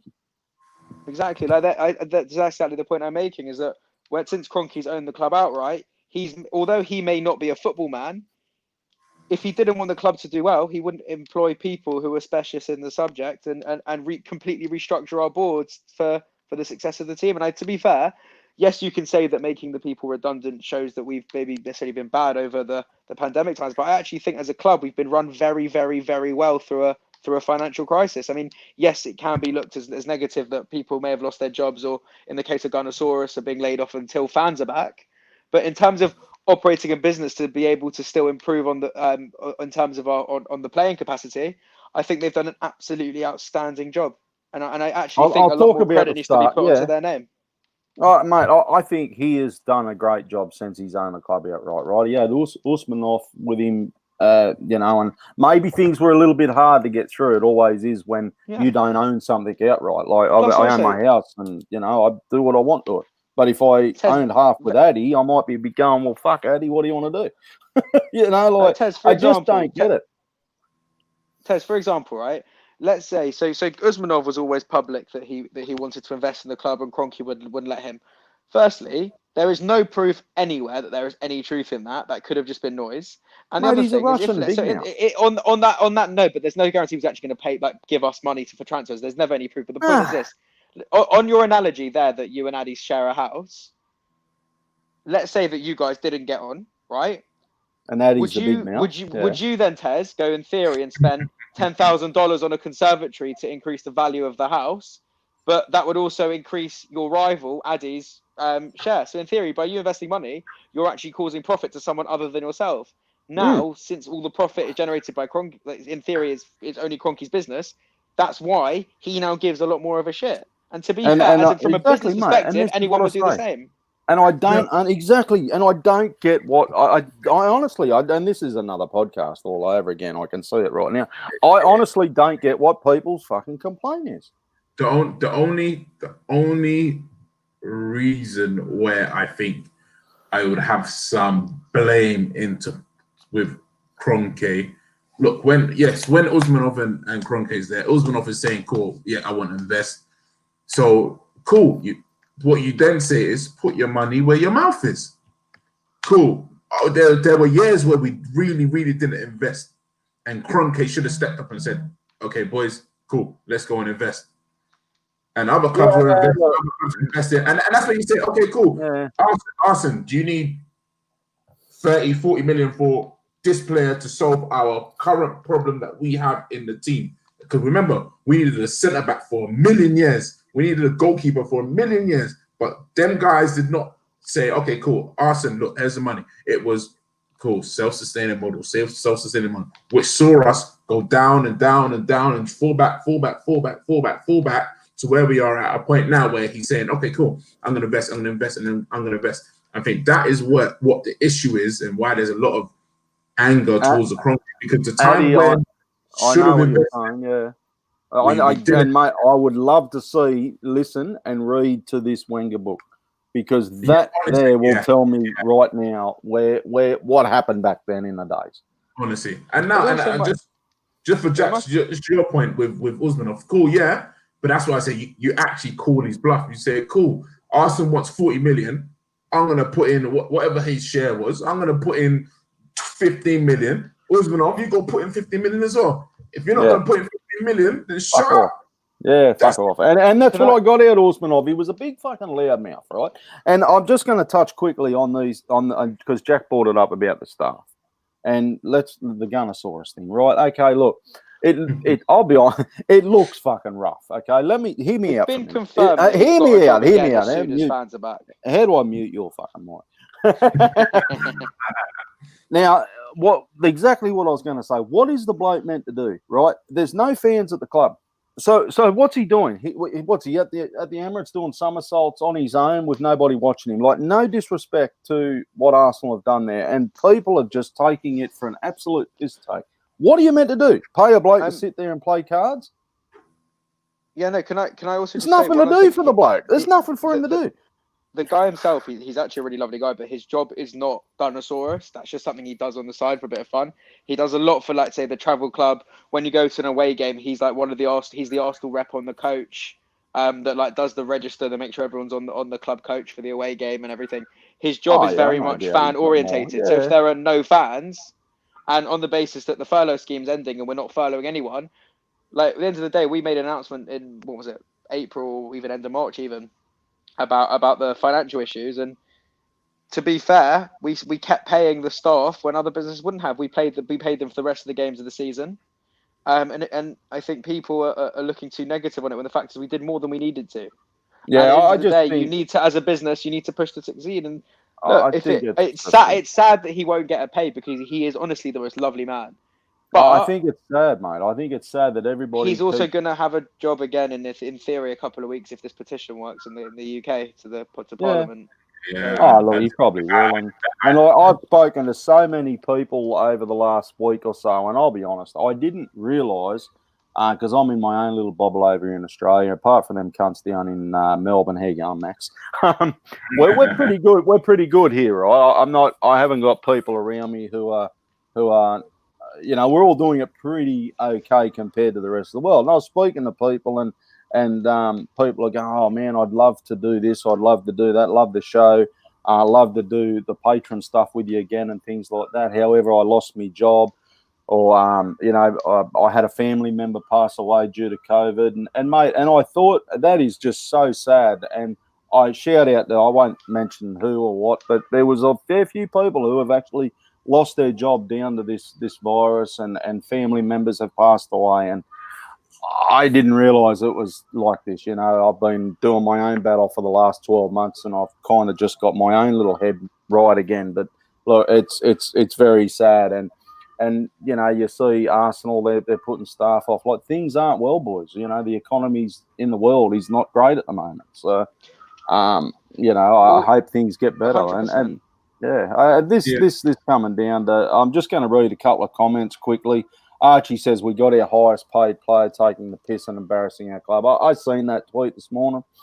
He's talking about Ozil, and I thought to myself, yeah, look, you are taking the piss, mate. Like, seriously, nobody wants you because nobody wants to pay your wages. I like Ozil, don't get me wrong, but mate, you are absolutely taking the fucking piss on people when you see that. And apparently he's given his wages to Gunnosaurus or something like that, or back to the club, and I don't know what he's doing. I don't know what he's doing there. I don't get it. Stop taking the fucking piss. No, the only thing I'll say, like, obviously that obviously a lot of people saying PR stunt and a cool, good gesture or anything like that.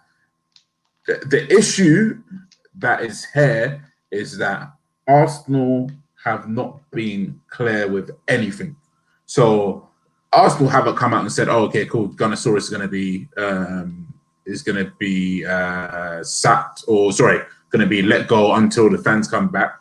Arsenal didn't put that out officially, and because of that, obviously that's come out into the media, and everybody's just gone up all up in arms. Oh, cool, you got rid of Gunnosaurus. Okay, yeah. Oh, you're spending money on party. Oh, what?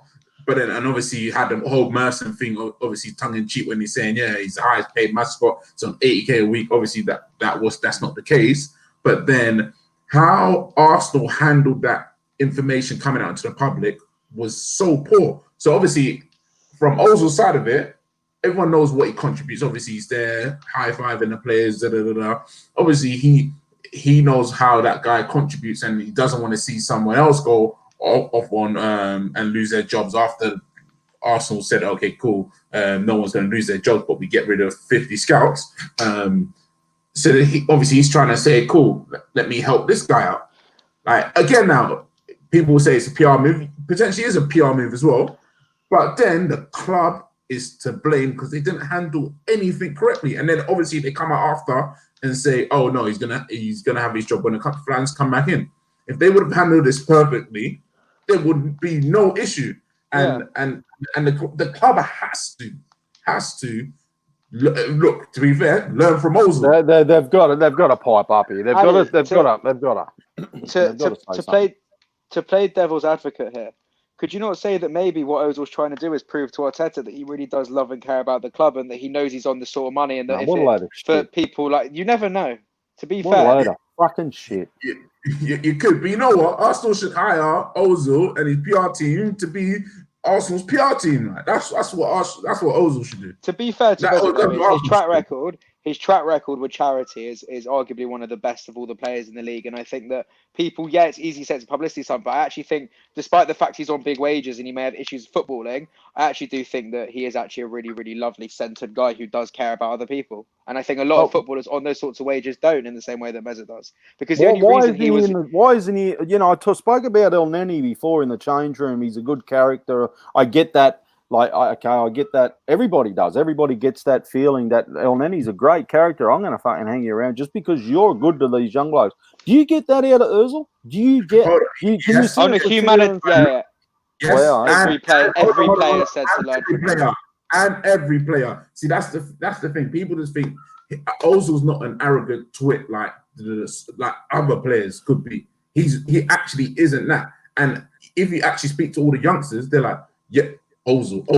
They actually mention Ozil. So it's not even a thing where that's the thing. I think there's an issue with him and the club, 100%. And obviously Archie's comment was trying to divide the fans.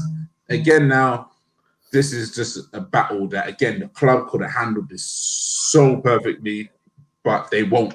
And it's just going to be if they do not handle it correctly when they do their squad list, it's just going to be ongoing for the rest of the season until he's gone. And you don't want that to distract from the football. Again, which is why I say Arsenal need to sort things out early. If you don't want him in the club, pay him out, and then he can go. But they're not going to do that. So the chat on Ozil is always going to continue until the club say this or that. You come out with a statement, Ozil's not playing for us again, or Ozil is playing with us, Not Arteta coming out saying, oh, Ozil needs to train better, because everyone knows it's not about footballing reasons. So I'm hearing that. Yeah. Look, can I very quickly just? No. I'm just going to read some comments quickly, Jack. If some brain-dead English player like Maguire, Rice, or Grealish had donated money to a mascot, they would be heralded as a hero. There is some serious bullshit with Ozil, says Stu. And I'll be honest, you got to agree with that. Like, I play a little bit devil's advocate here, but like for me, it's a player who's on the outer, hasn't started for a while. Something's gone totally wrong because Emery didn't play him. Arteta's not playing him. I think it's above their head, to be honest. It's thinking about it now because somebody up above them have said, no, mate, something this Ozil can. I don't know, right? But now he's come out with that. I think, just a little bit of a bad taste. Where he did say Grealish and that they would be his heroes, but they're playing regularly each week. They seem happy. Grealish seems happy at Villa. Maguire, Rice. They don't seem like they're not happy. Where Ozil isn't playing and he's not real happy. But then Taz, just quickly, right? And this could come across slightly controversial, but everyone's saying that Ozil's a write-off. He hasn't played properly in years, and he's got this attitude and everything.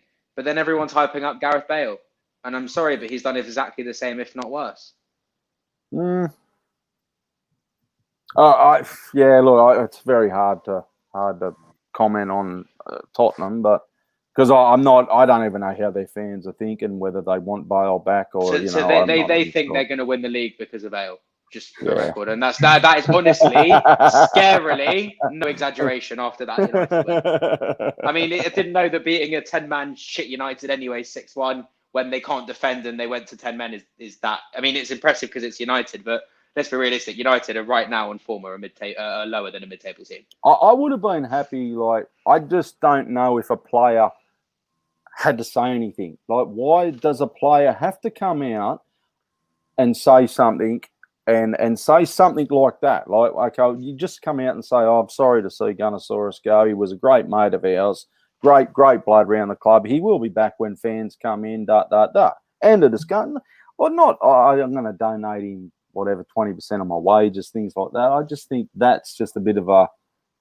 you're trying to be a bit controversial, aren't you, really? Sorry, Jack, go on. I was just saying, I wonder how many Gunnosauruses you could pay with 20% of Ozil's wages. Yeah.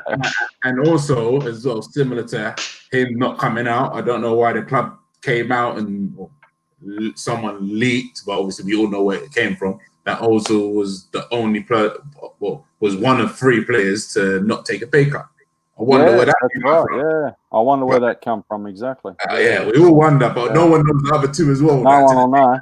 Yeah, no one knows the other 2, but everyone knows Ozil didn't take a pay cut.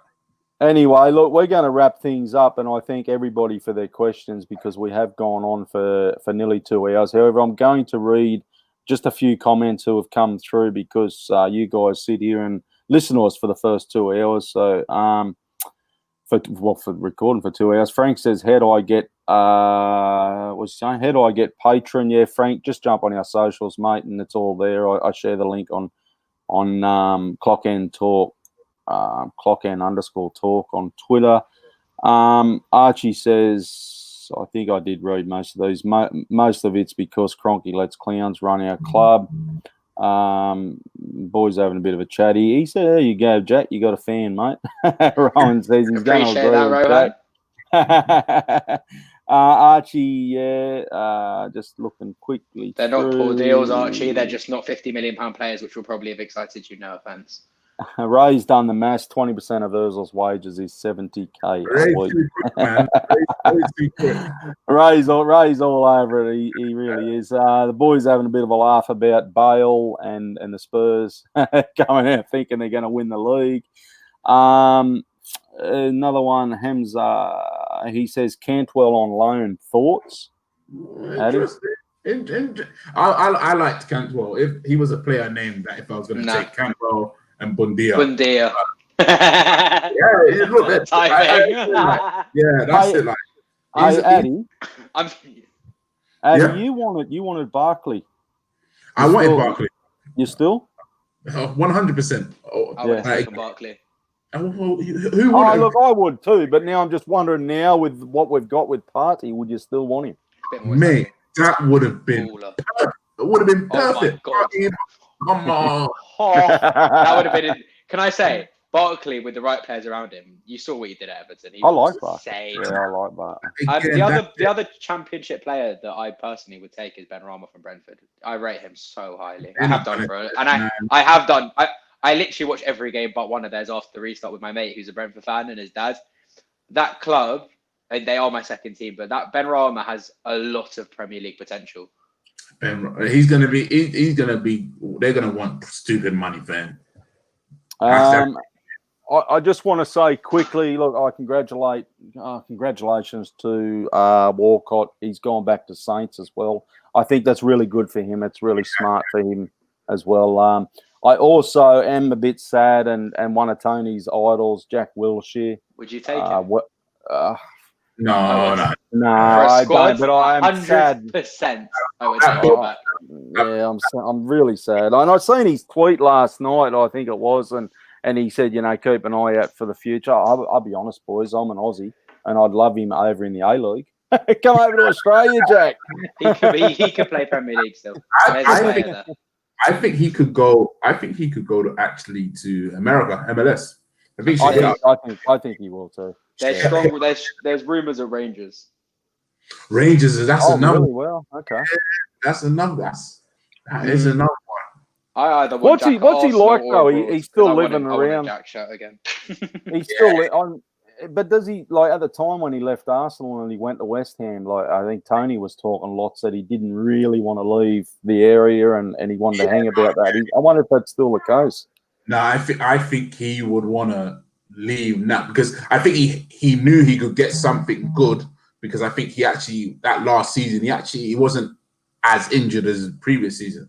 But now I think he'll go to anywhere to actually play football because he's still young. Like I can't see him not moving to Scotland or somewhere on a 1-year deal and playing there. I think again, Scotland would be a good move for him. Yeah, I don't know. America would be good too. I don't mind. That's on perfect timing for us. I follow the Red Bull team now, so I'm like, yeah. It's not bad. I don't mind. That's because of Thierry Henry, isn't it? Yeah. That's the only reason. I love the MLS. It's a very underrated league to watch. It's good fun. Yeah, I enjoy it. It's just a fun league to watch, and yeah, it's good. I do it right too with my multis. So how American that their restart tournament was a fucking Disneyland. I mean, it's hilarious. Oh no, that was so bizarre, wasn't it? Yeah. Don't get me started on that shit. That was weird. So. Anyway, boys, it's been a pleasure as always. International break. We're going to have some stuff. Jump on our socials under the bio. You'll see the link for patron stuff. I think it's about $5, boys, and basically it just helps us pay for doing things like this, and that's it. And when I get a surplus of money, obviously I'm going to throw some prizes in the hat, and get a prize or something. Last year we done. I think it was a paver or something at the Emirates or something. That was good. Yeah, so that was good. And a couple other things. Just as Tony's not here, I'd just like to say you've got to make sure you don't choose yourself to win the prize under one of your fake accounts. Look, okay, since Tony's not here, I am not Golson fan, okay? and Golson fan has become, and that was one of the that is one of the people who have come patrons. So no, I'm not paying for myself. Golson fan is actually Brian Dine. So I hope I haven't give you up, Golson fan, but yeah. So that is Brian, who has come on board as a patron, and yeah, thank you. It's dead set not me. He actually said he sent a DM and said, "Oh, I'm happy to send a photo." Would have been a photo of you. Okay, thank you everybody for listening. Thank you for putting up with us. Transfer window done and dusted. Like I said, yeah, let's get on with it. Thank you. Good night. See you later. Goodbye. See you, boys. Have a party.